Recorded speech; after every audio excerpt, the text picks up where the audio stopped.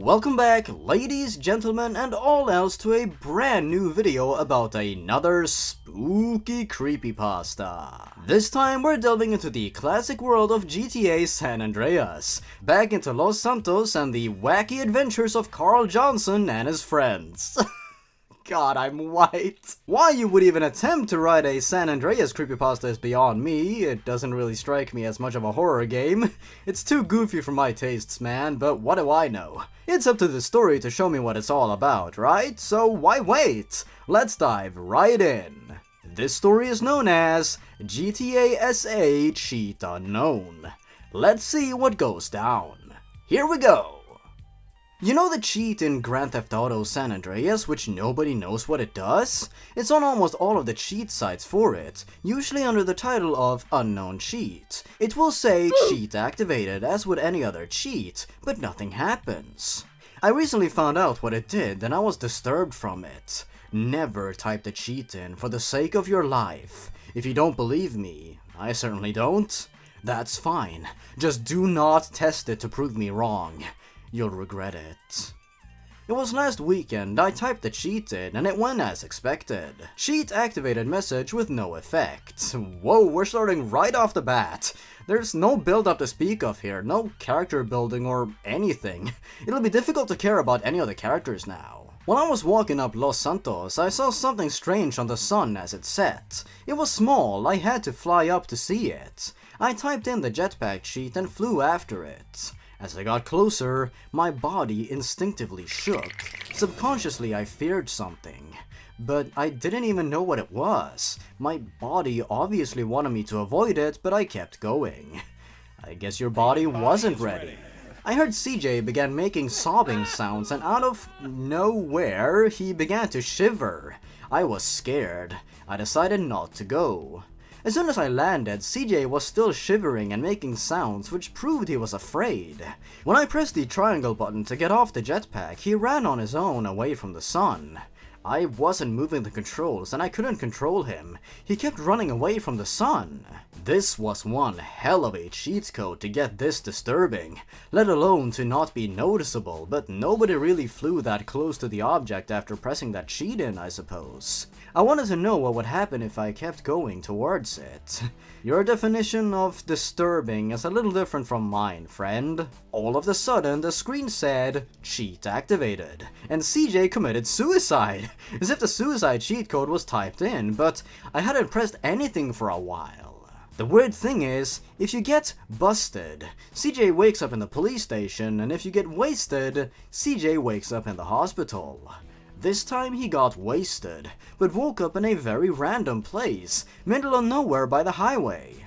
I had control now, so I typed up the jetpack again and headed towards the sun again, and it was still there. Just like last time, everything was going normal until I got close enough. CJ began reacting in ways that wasn't coded in the game. I mean, obviously they are now. The screen blurred off and on as if it were having trouble loading something, and my PS2 was making an awful sound, as if it were recording the game, which wouldn't have surprised me. Well, it did certainly surprise me. I'll be honest, I was completely freaked out about this, but I had to know what it was. I kept flying until I reached it. Once I got close enough to see what it was, CJ began bleeding in such a way that the blood poured out like a bucket, which was abnormal for the game. 3 mentions of blood in one sentence. CJ kept breathing heavy, but I kept going. My controller began vibrating, and it didn't have the vibrating power like special controllers do. It kept shaking very fast. The PS2 was producing a weird burning smell, and that's when I was about to quit, afraid for my game, but it was too late anyway. CJ landed himself, looked at the screen, and just stared, his face looking depressed and scared. He was crying, or so it seemed. It convinced me to go on and see what this cheat did. If the game was burning, it's obviously already too late to turn it off. Why? Your PS2 is about to catch fire or something. I think it's high time you quit and let it cool down for a bit. it. I grabbed the controller, went on the jetpack and kept going. Things kept getting more real the closer I got. The graphics, the jetpack producing smoke from the fire looking more real, CJ's blood and sobbing sounds, the trees, the wind, and the sun. You better not say it. The object was just a random black circle, by the way, and I found that out a little while before the screen began blurring. Everything kept getting realistic, and it scared me. We are danger close. When I got up to the hole, CJ made a loud screaming sound that made me jump. Screamed like a little girl, but in a male voice. Excuse me? The game went black as soon as he entered, and I could have swore in the blackness I saw the interior of my friend's house right next door. And I heard CJ breathing as he stood in there, although I could hardly see it. Everything was so realistic. No video game graphics. CJ was taller than an average man, and he was in realistic graphics, but I swore that was my friend's house. The game crashed from burning too much and it went blank. I was very disturbed, but the questions I had about it were far more interesting. The scarier part is, my friend's carpet was stained from blood, and the room was smoky, as if something was burning. CJ's jetpack. The end. What? What was that about CJ stepping out into the real world? Also, is Carl Johnson supposed to be the scariest thing ever or something? Well, that was terrible and nonsensical. I have no clue what the story was even trying to convey. Were we supposed to be scared? Confused? At the edge of our seats? Those are some questions I do not have the answer for. There was nothing original or even gripping about this story. There were no characterizations to speak of and no reason to even care. Things just happened with no build-up and no setups or real payoffs at all.